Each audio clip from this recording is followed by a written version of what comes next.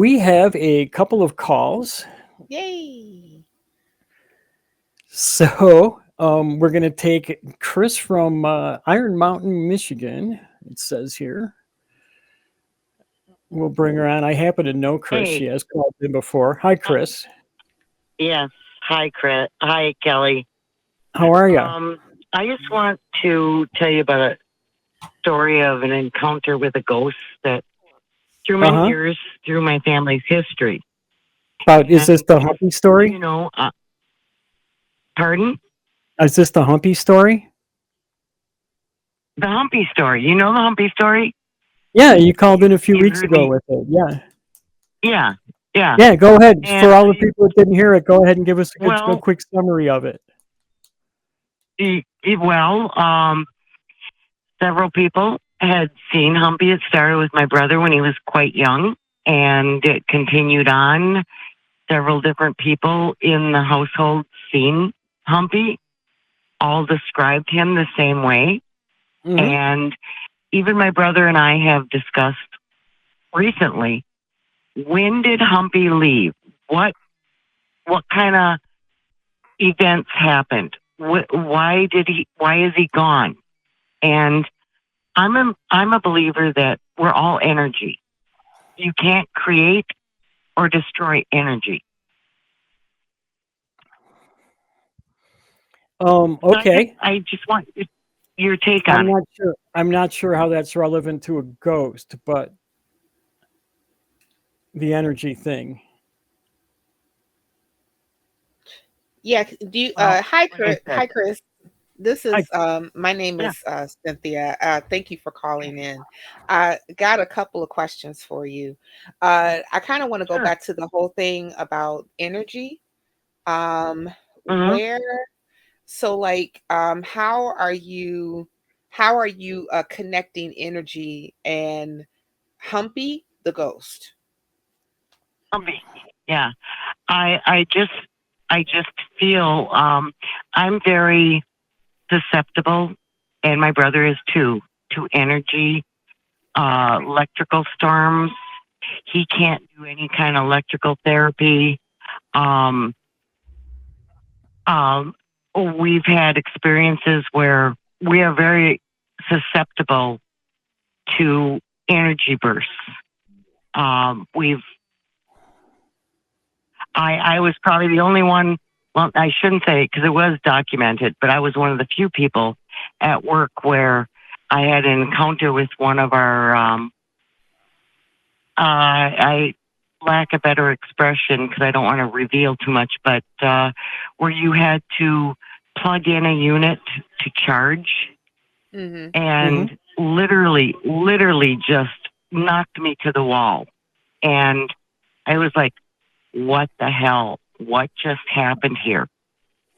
And I happened to call because I was by myself, another person that I worked with Mm-hmm. explained, um, had it documented, had to go to the hospital because of they had to monitor my heart for, You got like, electrocuted. I'm Yeah, taking it. that's what it sounds like. well, yeah, very, very possibly.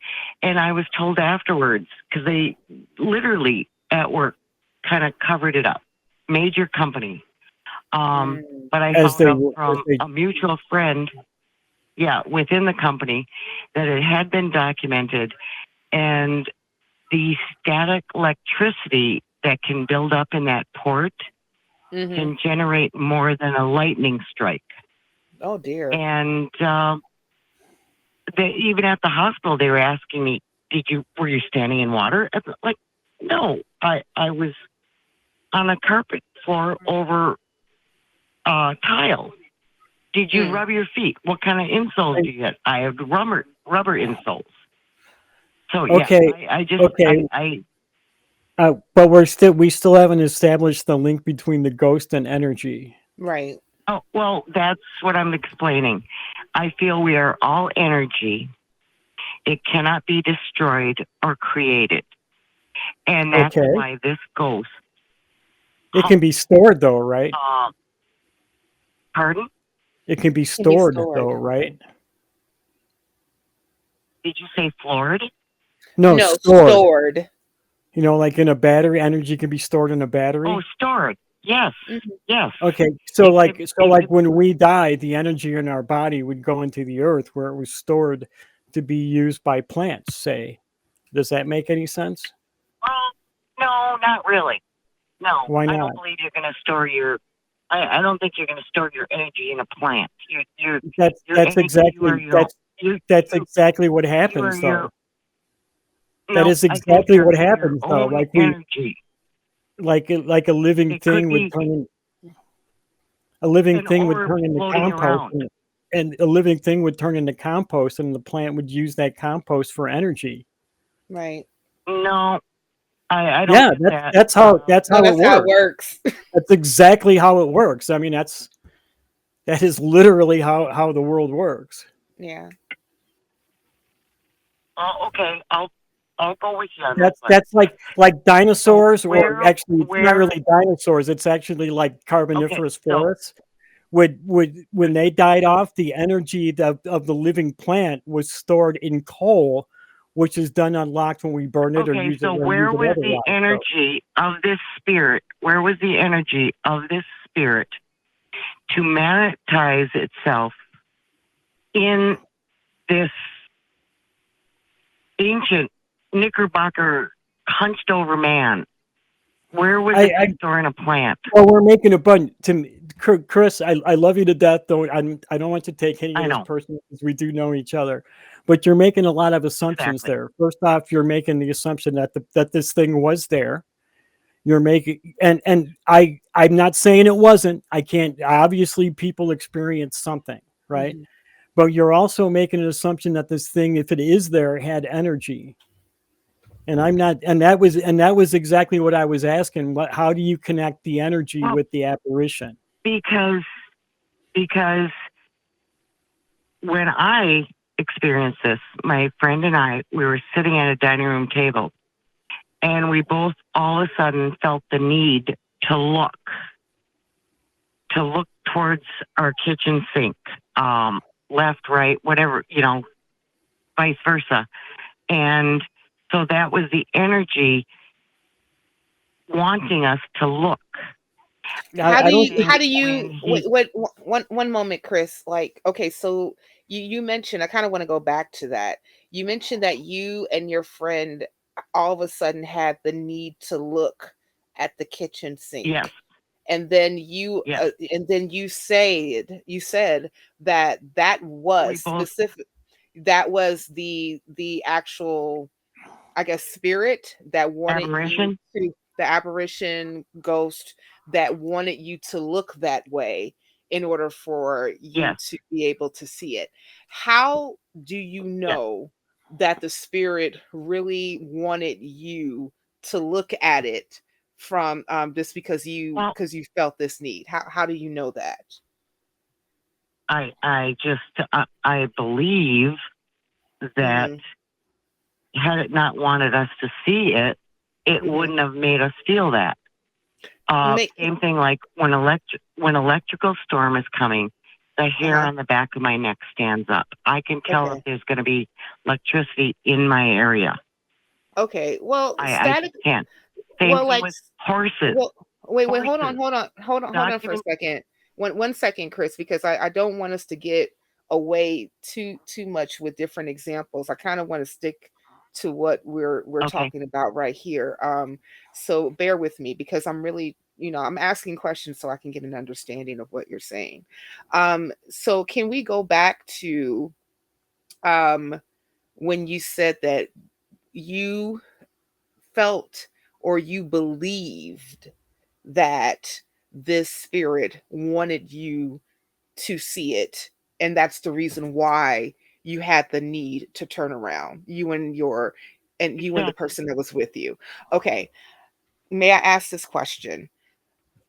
Hmm. Does everything that a person believe, does it make it true because they believe it? Absolutely not. Okay, great, thank you. I'm glad that we're on the same page. So I have, and I'm not saying, I don't know you, Chris, and I'm not saying that you're not telling the truth. I have a problem when people would say, I believe that this was blah, blah, blah. But when we're actually trying to Understandable. get, yeah, when we're trying to get like some clarification on what the belief is, it's kind of like nebulous. It's not really leading us to actually evidence, and that's what we really want. We want empirical evidence to Well, say the same the thing closest, yeah, the when closest thing. Uh-huh. a friend of my brother was awoken at night.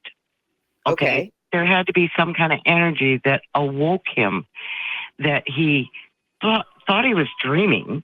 Okay. And he told us the story about he woke up, something woke him up. He didn't know what it was. Something woke him up. He sat up in bed and he looked over at the dresser. The bottom dresser drawer opened and out Humpy came. He described the same individual. And we're at the breakfast table and he started telling the story. We're all looking at each other and we yelled, Humpy! And he was like, looking at us okay. like, Can we? Okay, so let's go back to this whole thing about you said your brother awoke out of his sleep. Is that my brother's friend? Your that he brother's brought friend home from the military that had Okay. no clue, no history. Okay. So he awoke from his sleep. He happened to look at the dresser. The drawer opened up, and then all of a sudden came out Humpy. Right? This is what he said. Okay. Now, when this is a little difficult for me as well, and I'll tell you why. When people can wake up from all types of different things all night, it doesn't, like, sometimes sleep can be interrupted for whatever reason. Maybe you're not completely in a space where you can be rested. Sometimes even some scientists say that by the time that we even get to, like, REM sleep, or like rapid eye movement sleep, that's like we experience that the least. I got another story for you after this, but okay, yeah. Well, let's stick to Humpy. Let's stick to this one, because this is what you called about. So, I know, but this is on the same level. Okay, it's another Humpy story. Oh yeah, understandable, but but since you wait a minute, hold on. Okay, hold on, Chris. Let's examine this. Your brother's friend coming back from the military said that he awoke at night and then he happened to see something. Okay, now people, like I said, happen to wake up for all types of reasons at night. Especially, like, is this the first time that he was actually in the home? Yes. Okay, so this is an unfamiliar area. He was from Hawaii. Okay, he was from Hawaii. I'm saying, but this is the first time that he was in your home. Is that right? Yes. Okay, so and what I was saying is this is an unfamiliar place. This is an unfamiliar area. This is not a place that he's used to. How does he describe the same entity to the T of what he looked like? Well, with the knickerbockers. Okay. And hunched over. Okay, with the knickerbockers and I can't. Well, I don't doubt that he saw something, and he probably saw something at night. The darkness was happening, correct? No lights were on. Is that right? One of the things I don't like, had he never been with your family, your brothers, you never ever possibly have ever heard that story ever in his life. You never heard the story about Humpy? No, I'm not asking if he. I'm not even asking if he did hear it. I'm asking if it was possible for him to have heard it. Yeah. No, not at all. So he had never hung out with anybody.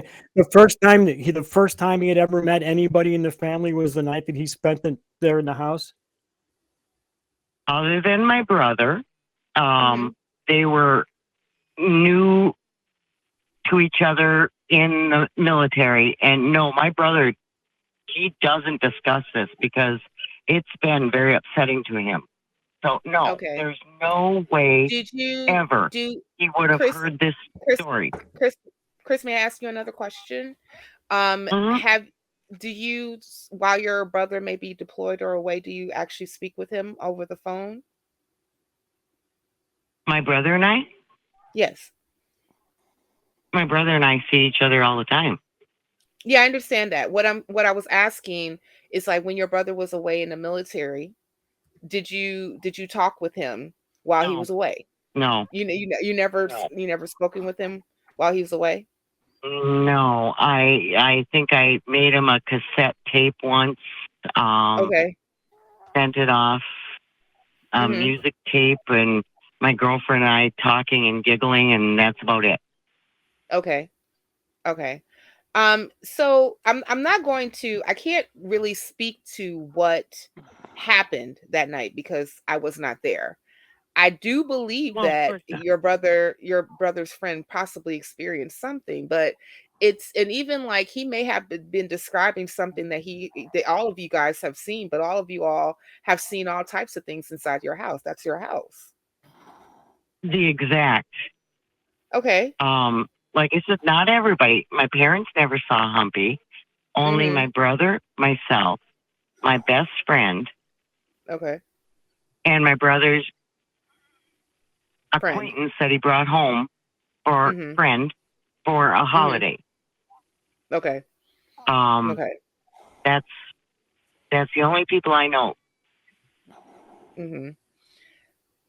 Yeah, I don't And yeah. also my friend that I was that when I first saw Humpy, I had never told her the story of Humpy. That was like that at that point. That was like my brother, like an ancient story. Like, oh, he saw something. He's goofy, and we laughed at him Mhm. until I experienced it. And Mhm. so she had never, and that's, we looked at each other. It's like, did you see what I see? I don't know. What did you see? And then we told each other, and it's like it was the exact same thing. We saw the exact same thing. Mhm. So you guys actually had a conversation and you both like kind of like corroborated each other's stories just by basically talking with one another After it happened, yeah, it's like, after it what the happened. hell just happened here? Yeah, what the hell? What did you see? Uh-huh. Well, what did you see? Kind Mhm. of one of those. It was, we Okay. were both kind of like, what the hell? Mhm. Have Yeah, you are you familiar with confirmation bias? nope, I have So no clue what that is. okay, confirmation bias is basically when you are, I'm trying to get the textbook definition, but I'll just try to give like the unabridged version.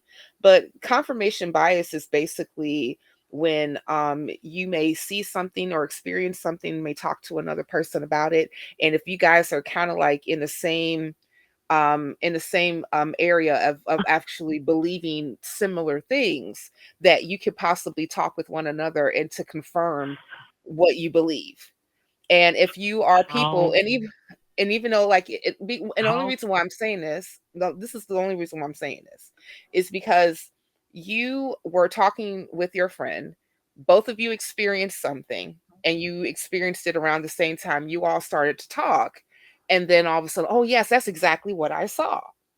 Is that kind of what happened? um, you're putting something that's not there. Oh No. no, I'm trying to. I'm not. It's I like, she promise you, said, I'm what not did you trying see? to. I said, I saw a man. And Okay, you she said said, you he saw was a man. hunched over. I said, yes. And Okay, yes, and you that's both. what I saw. Okay, I now yeah. please Go please back. don't take it personal. Cynthia's trying to maybe find some other explanations Yeah, for what you I saw. That's understand that, all. but that's not, that is not what happened. That She's is not trying to so she's not far trying from to it. put anything onto it. She's just trying to Yeah. come up with other ideas. That's No, all. I'm. Yeah, Yeah, I that, promise you, I'm Chris. just I'm not saying trying that to. that's not it. Yeah, I'm not That's trying not to it. I'm not trying to misrepresent what you're saying. I promise you I'm not trying to do that. I'm really trying to understand. But Hmm. the thing that I'm having difficulty with, and this is, this is the reason why we do shows like this, is that when people Hmm. are actually calling in and saying that, I've seen a ghost, and other people seen some, and people who were around me, they saw the same thing. And when we're trying to ask clarifying questions to, to see if that's the closest thing to possibly factual, as we are not necessarily getting Oh, there, because there's some pieces that are missing, as understand. yeah. Understand. Yeah, that's the reason why But I was asking you, are you familiar with no, that? yeah, not, but that is not the conversation that was said. Um, that is not what happened. We Okay, both so saw the same okay. thing. Okay, repeat And so then, can like you I said, my okay, wait, brother's wait, wait. friend How described the Hold on, hold exact on, hold on, same. hold on, hold on. how Before you how, how long ago was this conversation? Oh gosh, I was 15. you were Um, 15. So Okay. what? 30, yeah, 20, 10 years, 20 55 years, 30 years years, ago. 35, 55 years ago. 55. 55 years ago. Oh, okay. Okay. Oh So well, this 52. Sorry, 52 years ago. 52 I years did the ago. math now. Okay. 52 Okay. years ago. Okay, is it a possibility? And I'm again not trying to misrepresent, just trying to get some some clarification.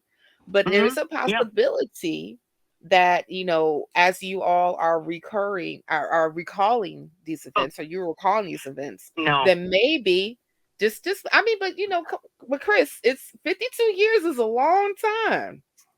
50 I'm 52 just years saying. is a When you when you You experience something like that, you uh-huh. never forget it. Ever. I, Well, I've you experienced I've Ever. experienced things like that, Chris. I worked in a haunted bar and had all kinds of weird experiences in that bar. But I Okay. never stopped Okay. I never stopped wondering about what it was that could have happened, other than there was a ghost there. mhm. I always looked for other Well, explanations. I never once, even to this day, 30 years later, have said, no, there's no other possibility but that. I've always tried to keep an open mind to it. Mhm. exactly. Exactly. And that's why my brother and I just recently talked about where did Humpy go? What happened to him? What kind of events made him stop coming? We don't know if it's because of our age. Um, we don't know. Why didn't my parents ever see him? So You like know, so like a lot of you all saw Humpy when you were fairly young. well, my brother was probably 10. Um, Okay. Rex was probably 20. Mhm. So, yeah, that's the span there. Okay. Um, I maybe more receptive. I don't know what it is, but Well, I know what I saw. okay. Well, I remember seeing a lot of different things. I'll give you an example, Chris. I got a quick story. When I was in college, I lived in a dorm that was one of the oldest dorms in the state of Illinois. And because it was an old girls dorm, it was said to be haunted, excuse me. And Mm-hmm. people would a lot of times talk about the story behind the person who haunted it.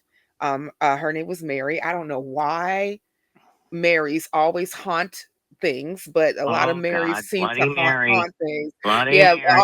all this Yeah. type of stuff, right? Yeah, Mary seems to always be like the person that's haunting things. I don't know. Mary needs to get some business, Yeah. but that's neither I here don't nor know. there. Anyway, but but regardless, so a lot of people were talking about there was a piano that was in like the common area, like a big living room area that was very old. And the story was that she Mm-hmm. was playing that piano at night, and someone came in to the dorm, snuck in and killed her. And because it was and the person who killed her never that was never solved. Okay. And then so Mm-hmm. because her murder was never solved, it was said that she would haunt that dorm to this very day. Now I remember like me and my friends would talk about this. I think that we were around the same age as the brother's friend, around 20, 19, 20. I know that we were fairly young. And if there was even a part of the dorm that was closed to and that was never Yeah, I'm renovated, so they already could have it. skeptical. Yeah, as you should be. But but what ended up happening is that I remember one night I was asleep. All of a sudden I had a feeling to wake up, and then I swear that I actually saw Mary standing over me, Oh, looking at me, and the whole thing. And then I remember having this conversation with the friends of mine, and I described what I saw, and they said, "Oh my gosh, you saw Mary. That's exactly what she looks like." And then some other people was like saying that, "Well, I saw her too." And I said, "Oh, you did? And what did you see?" And they said, "Well, it was just like what you said. A person that's very pale, black hair, kind of to the shoulder length, wearing a white gown, etc., etc." And then, and I thought about that all the way, even after I graduated college, about, was it something, did what I saw, was it real or was it true or not? And, and then that's when I started to ask questions like, could it be that I had confirmation bias because I believed in ghosts and spirits? And some of my friends did too. Could it be that we heard these particular stories so okay. many times that we became Okay. susceptible? And I'm not saying that yeah, this is you. One second. I'm not saying I that this is understand. you. But I'm just saying Let me that just, a lot of times I'm let just me, hold on, let let me me just tell you finish about my a thought. recent, Wait 1 second, Chris. Let me just finish my thought and then you can go ahead and go. A lot of times when we are experiencing certain things, we're not saying that the experience did not happen, but a lot of times when we're experiencing certain these things, that it's a possibility that there are certain things that could have been, we were susceptible to something. We were we had conversations about these particular things. Even you said that you and your brother, when you were young, you would talk about Humpy and what you saw, and you would describe to each other, the different things that you saw. And then you had that conversation again when the brother's friend came to visit. So, there's could there, I'm just asking, could there be a possibility that, you guys kind of had conversations with one another that could have possibly influenced your belief in this particular ghost? no, Is it it wasn't possible? brought up. And like I said, no, not possible because it wasn't brought up. Conversations weren't before Rex visited or while or anything like that. Furthest thing from our mind. We put it out of our mind. And now I'm going to interject something here that Sure, go ahead. just recently happened to me. Mm-hmm. Okay. I like cats. Okay. Mm-hmm. I had 3 cats. I inherited one from a friend, and I'm sorry, but she was a bitch. Anyway, I took care of her as Okay. best as I can, and she came down with all kinds of health problems and this and that. And long story short, we had to put her down. And I was, still trying to nurse her back. And I prayed, God, give me the answer. Tell me how to help her. Tell me Mm-hmm. what to do. Mm-hmm. How can I best help her? I Mm-hmm. prayed literally for 2 hours. The Mm-hmm. next day, I woke up and she was dipping her paws in her water dish, which she Mm-hmm. hadn't done since she was real sick before. I Mm-hmm. called my husband. He said, I think it's time. I'll call the vet. And I was crying. He set up an appointment for us to take her in. Mm-hmm. I still wasn't sure about it. Is there something more we can do? Is there any more medication? Anything? I mean, we spent literally thousands of dollars on this cat at this point. Mm-hmm. Okay, so I was going to go to the gym. I had to pick up. I knew it was going to happen, so I stopped at Walmart. I got to pick up something to put her in. I bought something, and it's like, okay, I need something to wrap her in. Oh, there's beach towels on sale, on clearance. I'll get this. And then it's like I'm walking past the bedding aisle. And it's like, well, maybe there's one of those fuzzy blankets that we have on the couch. Literally, that whole aisle in Walmart that had these rolled up fuzzy blankets was full, except in the middle, on the bottom shelf, there was a 4-foot gap with one blanket right on the edge that had paw prints. Oh, I said, okay, that's for Ziva. Okay, so I took that, put the beach towel back, bought it, went to work out. You know, they were wonderful. I just rode the bike for an hour and got out, and I had to go to physical therapy. So I usually didn't go the route I did. I don't know why I did, but I took a different route. Okay. I went past a church, and on the marquee said, "Be brave and courageous. Your work will be rewarded." Okay. Like, oh boy. Okay. Well, look, Chris, let me ask you, what ended up happening to the cat? Let me go on, because there's really more to this. Okay, well, but okay, so but because the only reason why wait 1 second, Chris. I don't mean to rush you, but the only reason why I'm asking, because we do have other callers in queue and we want to definitely get to them, but I want to make sure that we hear you out to kind of get to, you know, what it is that you wanted to discuss. So you said that and I wanted to go back to say that you prayed for the cat for over 2 hours, spent thousands of dollars on this cat. Your husband said, you know, that's it. You know, you probably thought that the cat was no more, right? And then after that, you know, certain things happen in between, and then how did the cat fare? How did that happen? The cat was put down. We came home. We dug a grave. Okay. And I mean, we dug it out 4 feet, you know, piling up the dirt and this and that, and put her down in there. And we made it all nice and this and that. And my husband is like scraping the leaves off and this and that. And I went to stand up and I looked down and I said, I picked this light blue cat eye marble, the same color of her eyes, off the middle of that grave we just dug and buried. I looked at my husband, he looked at me, and I was like, oh my God.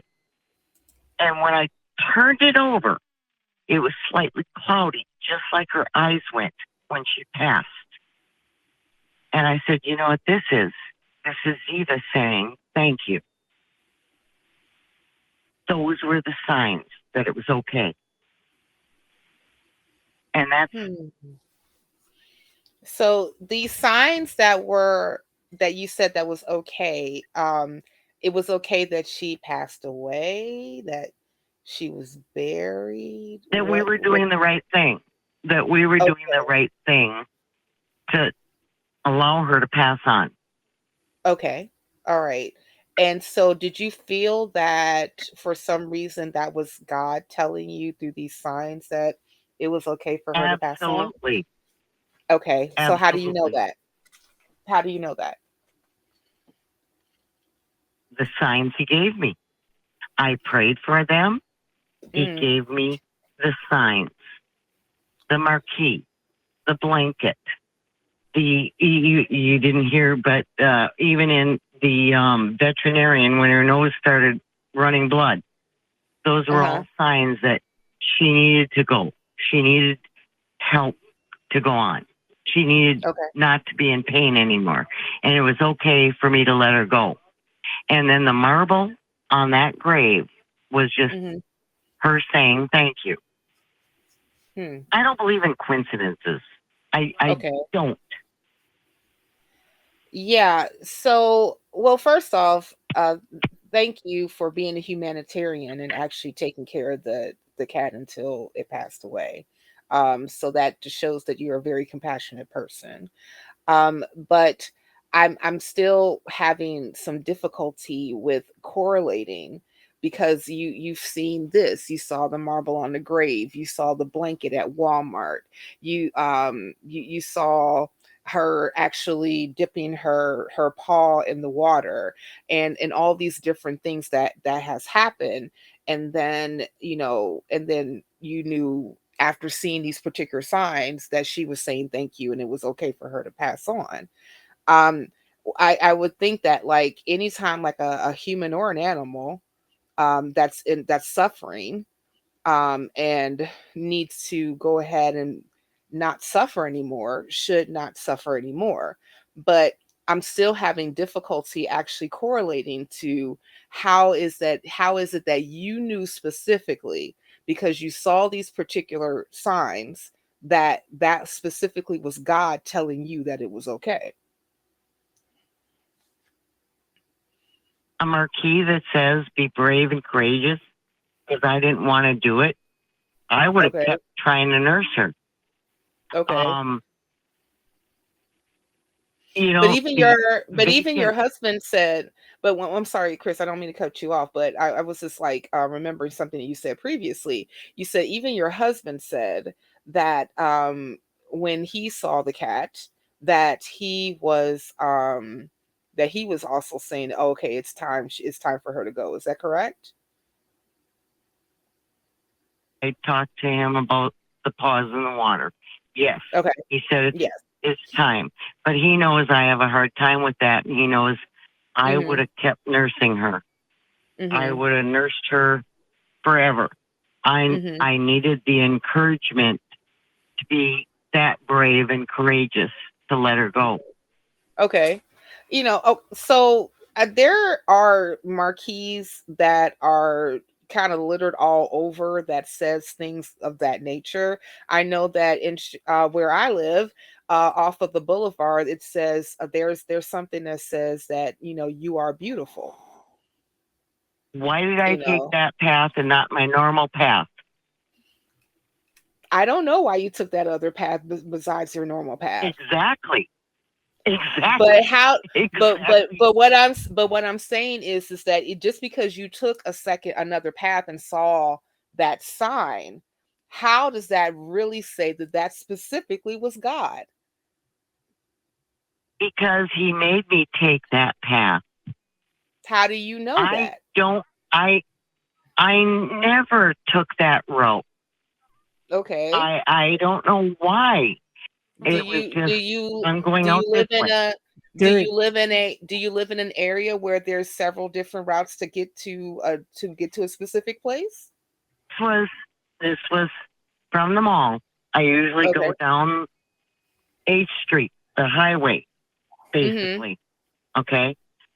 I ended up going out the exit to a side street with stop signs. Mhm. I don't I've never done that before in my life. Okay. Can't explain why I did that day. you know what, Chris, we still got a lot of calls. We've been on this one for quite a while, and as much as I've been enjoying the conversation, we kind of do have to move on so I can get to all the other callers. So, I want to give you the last word though. So if you've got something you want to end the call on, can you please let us hear it? I'm just going to say thank you for letting me talk. And Kelley, I love you. Mhm. And It was good to see you Tuesday. I'm up. Yes, Bad I'm a circumstances, but it was still believer. good to see you. Yeah, we'll talk soon. All right. Bye bye, Chris.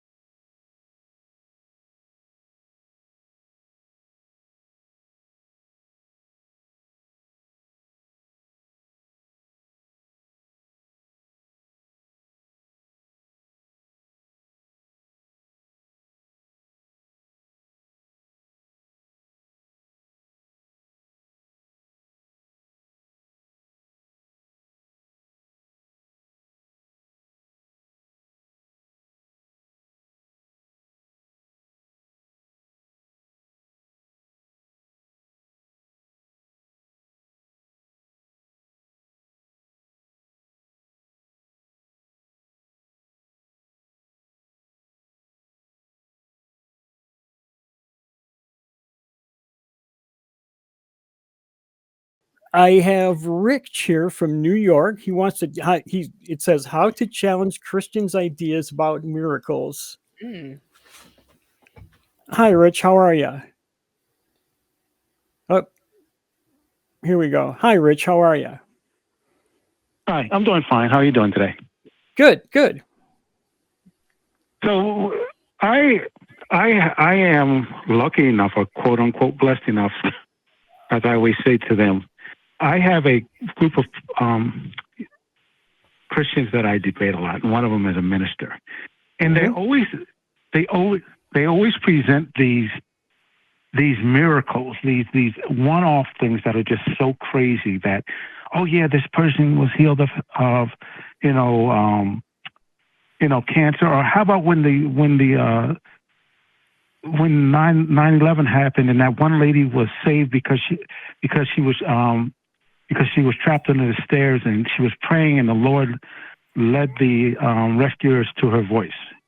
And which didn't help, but it didn't help the other 1,000 or so people that died there that day, right? Yeah, right. Oh, forget about the ones that prayed before they jumped.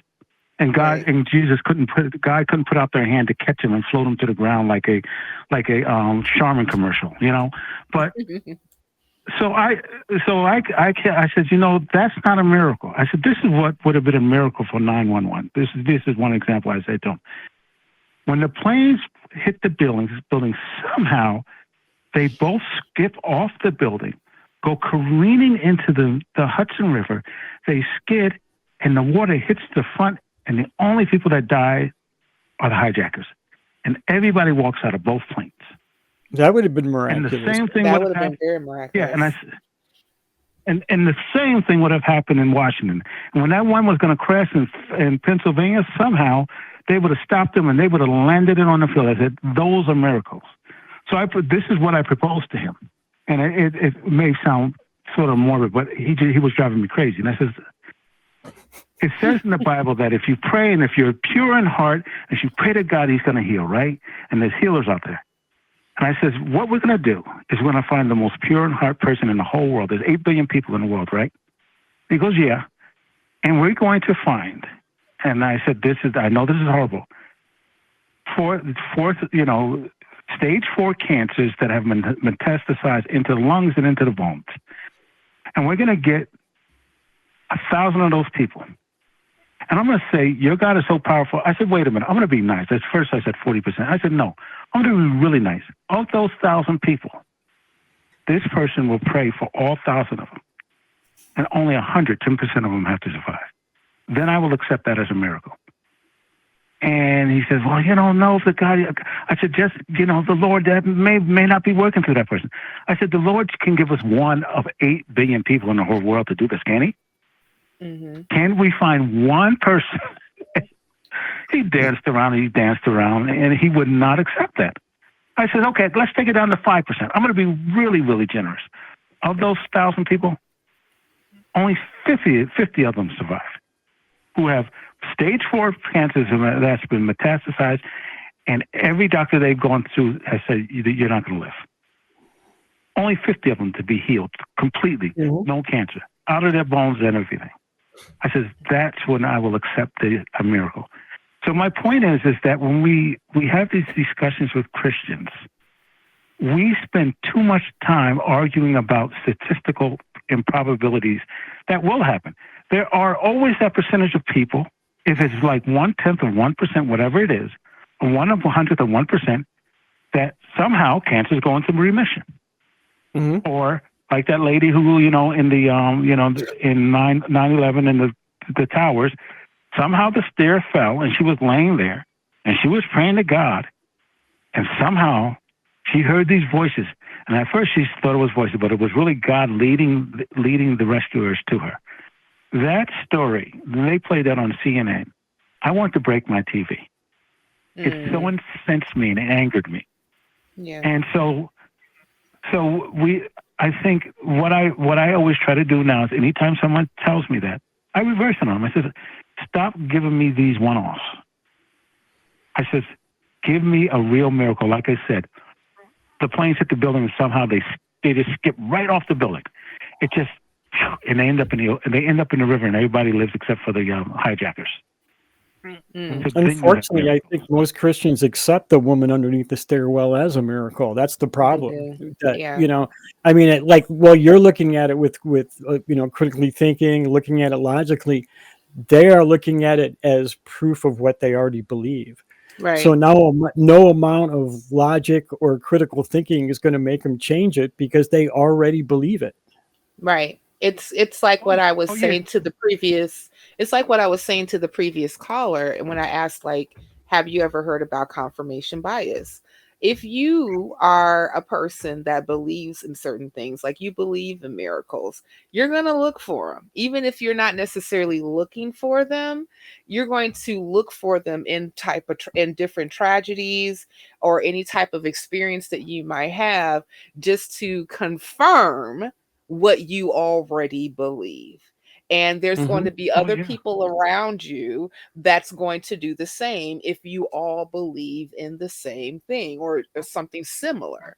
So yeah, but the thing that I usually, when having these conversations with people, is more like I want to kind of look at your claim, what you're saying, and really ask questions, like using the Socratic method, to see like if your claim holds water. Because if a person is stuck in a building and stairs collapse and the building collapsed and you're kind of stuck in this area and you hear voices, and then and then you end up crawling out because you're hearing those voices that's kind of telling you that, and you're using your ears to kind of guide you where you need to go. How do you know specifically that that was God guiding you with the voices that you heard to the rescuers? How do you know that? And the worst thing about that is for CNN to put that story on TV. Yeah. When they know there were victims who got on the phones with their parents or family members, and they prayed for them. Yep. And they died. And they never came for home. For CNN to put that on TV, do you know how absolutely cruel that is? Yeah. That is like I get that you and I see it that way, but again, I'm not going to say 90%, but again, 50% of the people watching that felt good about that story. Right. They literally felt good about that story. Yeah, it's their. And they didn't even bother to think about the other, what was it, 1,200 people? They didn't even bother to think about them. Yeah. The people who died and the 300 rescuers. And even, it's like people, it's like I saw a friend today on another one on Facebook going to the doctors, and listen, I love her dearly. And she's going to get her cancer to be checked. Mm-hmm. And let's pray to God that there's no cancer found. And I started thinking, wait a minute. So now you're going to pray to God for the cancer. Now, if the cancer is not found, is it because you prayed and God removed that cancer that minute that you prayed? Or maybe the cancer just was not there anymore. But you can't, to your point, to explain that to them, number one, they would say that I'm being mean. But I'm not being mean. If the cancer was there and you've got examined, then the cancer will be found. The cancer was not there because you prayed before the doctor came in to take the test. Like, are you telling me there was a cancer there and then you prayed and God removed that cancer? Like, that's what some people believe. Yeah. Oh, yeah. God, and there's a lot of different explanations for that, right? Like, I was once diagnosed with lung cancer, and 5 weeks later, I was told I didn't have it after going through a bunch of tests. Mm-hmm. So, like you were talking about the cancer being there and not being there, I was never there, and I was told it was. So, right. But it was never there. Yeah, so it's called a false positive. That's right. Yeah. To your point. Misdiagnosis, whatever. But and that happens, and that type of stuff happens a lot. So, but again, we're going back to confirmation bias. Like, if she is concerned that she's having these symptoms that could be a particular cancer, and she's praying to God to take the cancer away or to take whatever away. And then when they run to test, they say, oh, it's not cancer. You just got an upset stomach. So whatever. And like, in hallelujah, right? Mhm. And instead of just saying like, oh, okay, well, my symptoms were something else the whole time. And now the doctors, after they did their test, they confirm that it's something else instead of cancer. It never goes to that instead of, oh, God did it. And again, that's when you ask like, well, how do you know? Well, I prayed. Okay, but how do you know just because you prayed? Because like there's been studies on prayer and about people praying for things and for loved ones and for all this stuff. And I know that a lot of us have used that particular phrase, nothing fails like prayer, and that's because it's been tested to show that prayer fails a bunch of times. Because they're like, I just think about like other people who have been diagnosed with cancer. People prayed for them, for their loved ones to get healed, or that person may have prayed themselves to get healed. I think about that woman who prayed and sent all this money to a televangelist, and then she ended up dying because she believed that God was going to heal her, and so she didn't take any type of treatment. I mean, like, so where was God with that? But like, you are so special that you prayed and God did this for you, but somebody else who could be just as, just as devoted, they're not. I don't get that. That makes no sense. I don't get it either. Mm-mm. And then one other thing I challenged him with. I said, when HIV was discovered in the 80s, it was the scourge of the devil. Right. God was going to wipe out all these devilish people, these gay people. Well, it was the scourge of God, not the devil, right? Right. Yeah, that was God's Right. punishment. Yeah, that's right. Oh, but of course, God would never do it. He just would allow the devil to do it. Let's not get it twisted, because God is good. Oh, I heard many televangelists back then saying it was God's wrath that was doing it. Sure did. I did too. Yeah. Sure did. So my question to him is this. I said, do you know that there's a percentage of people who have been found to be HIV positive and have never developed AIDS, even in the 80s and 90s? I said, so what does that mean? I said, these were gay people, and there have been cases, because there's no disease that kills 100% of the people, 100%. There's always that statistical probability that someone is resistant. And there have been people who have been HIV positive without any treatment who never developed AIDS. I said, so what about them? What happened with them? Was that a miracle? Was God doing a back-ass miracle to show, see, I'm killing all these people, but this is this one gay guy, or this one person that I'm going to save. But they named the little boy who had the blood transfusion, who got HIV that way and died of AIDS. Right, Ryan White. Explain that to me. Yep. Yeah. Well, Rich, you're talking to I'm actually a case manager, and I used to case manage people who were living with HIV, and I had clients who were HIV positive, never took medication, and they never developed AIDS. Never. And have been. I think it's not a. I think it's like 10%, 5 to 10% who don't develop it for some reason. Right. Yeah. They have a natural resistance to the HIV virus. But those people actually exist.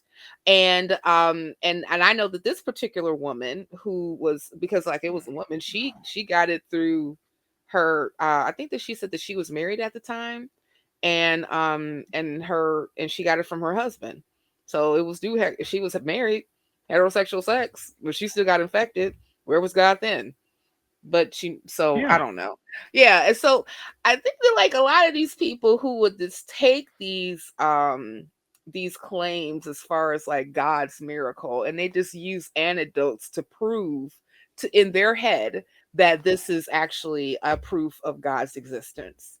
And it's usually like, well, I know a story about this person who did blah blah blah, and they prayed, and then all of a sudden, they got well, and that's God. And again, we get to the, how do you know? And that I've had people get like lividly angry at me for me asking them those questions. And I'm like, and just like the guy, my friend who I posed the whole thing to, who was the minister, about the person who said 10%, I said 5%. He got angry at me. I said, why are you getting angry? Challenging what they believe in. Yeah. You just told me that the Bible says that this person is pure in heart, and if they ask in God's name, He will heal them. So let's find that one person in this world.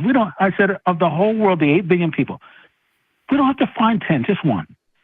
Let's find that one truly pure in heart person. Angered him. I said, why are you angry? I said, don't you think that I think that would be the perfect test? Well, that's a good point, Rich. I don't know how well it's going to get through to a lot of believers, but it's definitely a good point. I'm online with you. I do have more callers though, and I hate to let you go, but I'm going to go ahead and let you go, so I can get to more callers before we end the show.